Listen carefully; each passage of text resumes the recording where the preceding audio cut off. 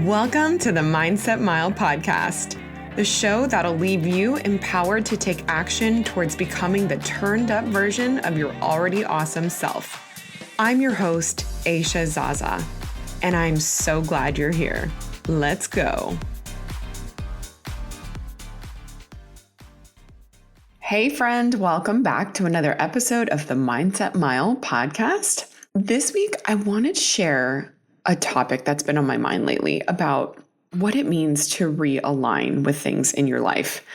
In the personal development world, a lot of what is touted is to see things through, to keep promises to yourself, regardless of the conditions or your mood. And you've heard me say this a million times. I mean, that's the whole premises behind the Mindset Mile. It's showing up for yourself because you said you would, and walking or running 1 mile a day for 30 days in a row. That's how the podcast started, with the 30-day challenge. In fact, a takeaway that has always stood out to me, and one that I remember of all the personal development things that I've read over the years is, and I'm not even sure where I heard it or where I read it, but it's that successful people make up their mind quickly and change it slowly.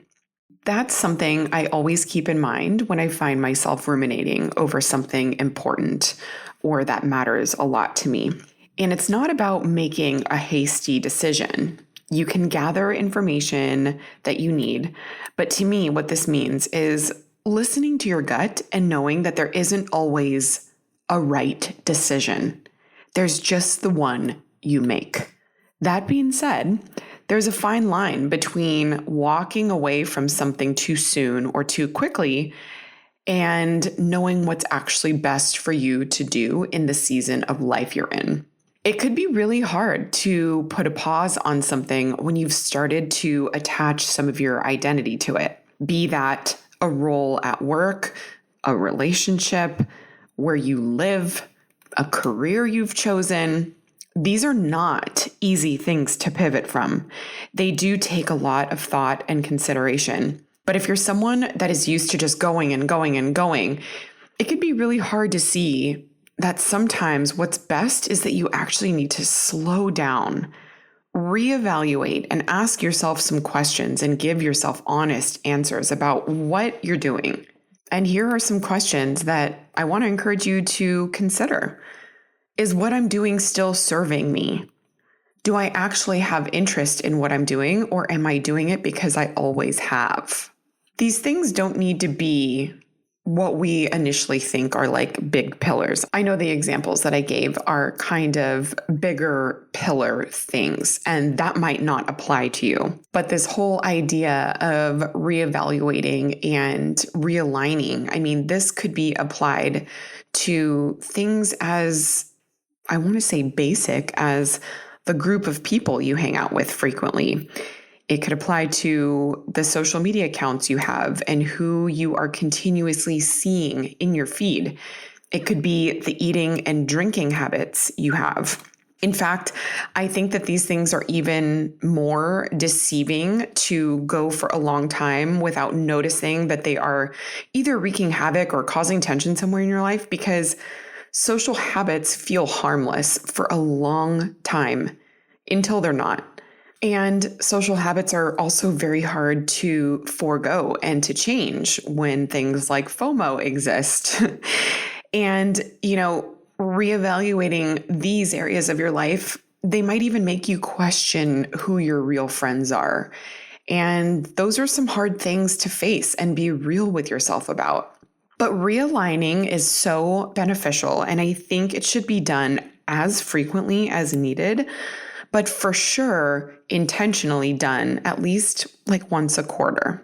Just do a quick check-in and see where there are some points of tension in your life. You may not even realize where there was tension until you looked for it. You've heard me mention how important I think social media audits are. Because I've made it so important to me to not just passively follow people or accounts just because I've been following them for a long time, or because at first I think their content will resonate with me, it doesn't take me very long to feel if something is just rubbing me the wrong way. I personally don't like if I can't relate to someone or what they're going through in life.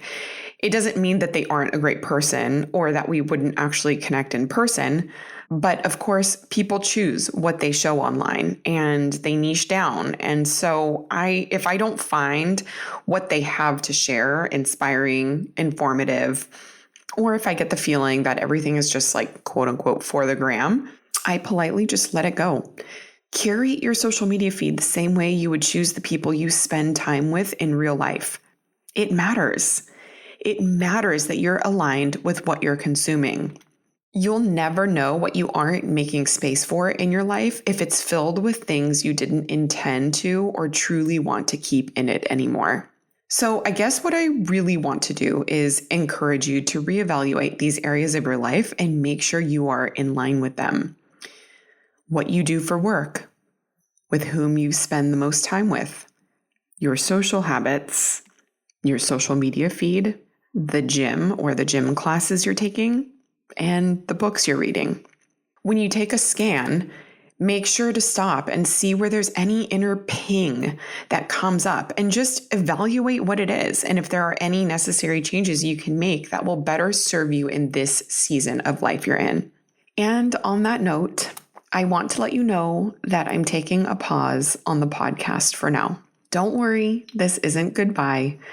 I'm just taking a page of my own book and have come to the conclusion that in order to best serve you and the listeners of this show and to best serve myself and my family, what I need to do is take a step back from this space for now.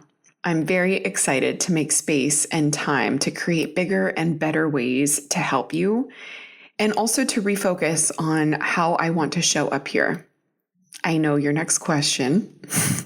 How long will this break be? The short answer is I'm not sure. I think a couple of months.